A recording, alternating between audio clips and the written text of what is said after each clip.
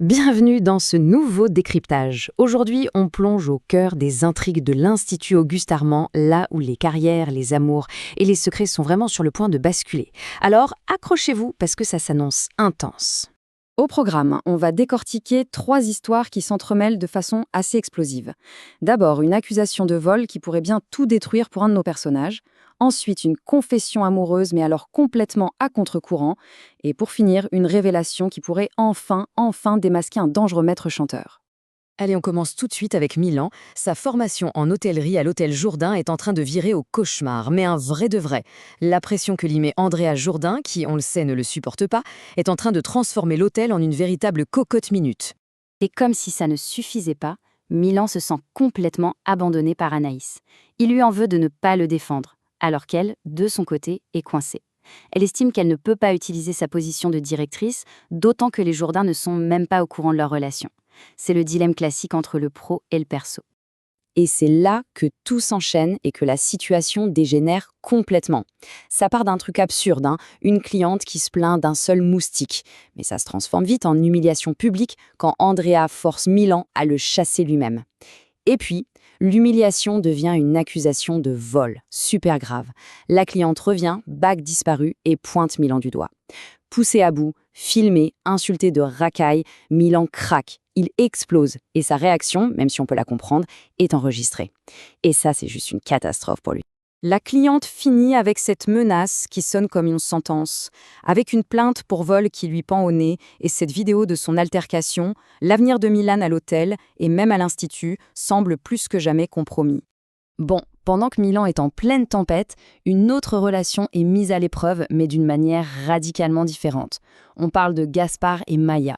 Depuis que Gaspard l'a dénoncé, l'ambiance entre eux est devenue glaciale. Chaque interaction est hyper gênante. C'est toute la question ici. Léonard, qui s'inquiète pour leur couple, conseille à Gaspard de faire un grand geste romantique pour se faire pardonner. Gaspard décide donc de mettre les petits plats dans les grands, de faire quelque chose qui ne lui ressemble pas du tout, et ça va avoir des conséquences pour le moins surprenantes. Et c'est là qu'on assiste à un décalage mais total des perceptions. D'un côté, on a Gaspard, persuadé de bien faire avec son dîner ultra romantique. De l'autre, Maya. Pour elle, ce comportement est si inhabituel que ça en devient suspect. Au lieu d'être touchée, elle est super mal à l'aise. Elle se dit « c'est pas normal » et elle commence à s'imaginer le pire, genre qu'il l'a trompée. Et là, coup de théâtre, alors que Gaspard s'attend à tout sauf à ça, Maya lui sort cette phrase incroyable. Elle lui avoue que son côté pas du tout romantique, ses maladresses, c'est justement ce qu'elle aime chez lui. Elle l'aime pour qui il est vraiment, pas pour l'image qu'il essaie de se donner. C'est une confession qui change absolument tout entre eux. Et c'est sur ce malentendu, ce geste romantique complètement raté, que naît finalement le moment le plus sincère de leur histoire. Pour la première fois, ils se disent « je t'aime ». Ils franchissent une étape énorme. Comme quoi, parfois, la maladresse mène à l'authenticité la plus pure. Allez, on quitte la romance pour replonger dans l'intrigue la plus sombre de la saison, le harcèlement anonyme contre la chef Anouk. Et là aussi, la pression vient de monter d'un cran, et pas qu'un peu. Le harceleur devient de plus en plus audacieux.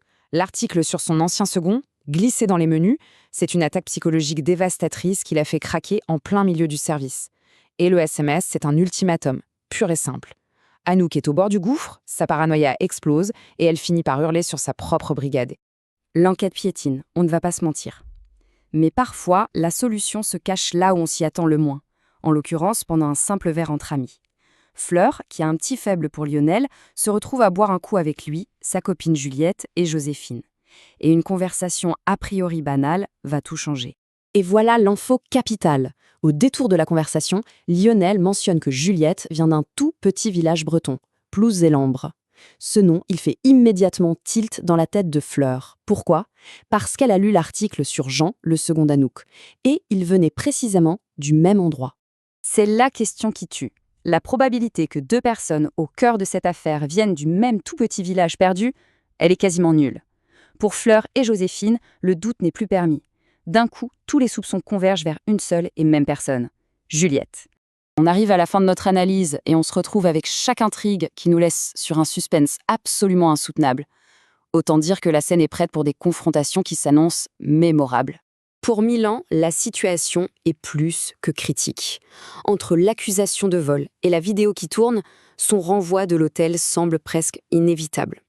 Comment va-t-il pouvoir se sortir de ce pétrin? Du côté de Gaspard et Maya, c'est une nouvelle page qui se tourne. Est-ce que cette déclaration va changer leur dynamique si particulière? Vont-ils réussir à construire quelque chose de solide sur cette base toute fraîche et assez inattendue? Et bien sûr, le mystère principal qui nous brûle les lèvres. Si Juliette est bien la coupable, quelles sont ses motivations? Et surtout, comment va-t-elle réagir maintenant que l'étau se resserre autour d'elle? Voilà où on en est. Accusation, amour et vengeance, 3 destins sont sur le fil du rasoir. Une chose est sûre, à l'Institut, les secrets les plus sombres, même les mieux gardés, finissent toujours par refaire surface.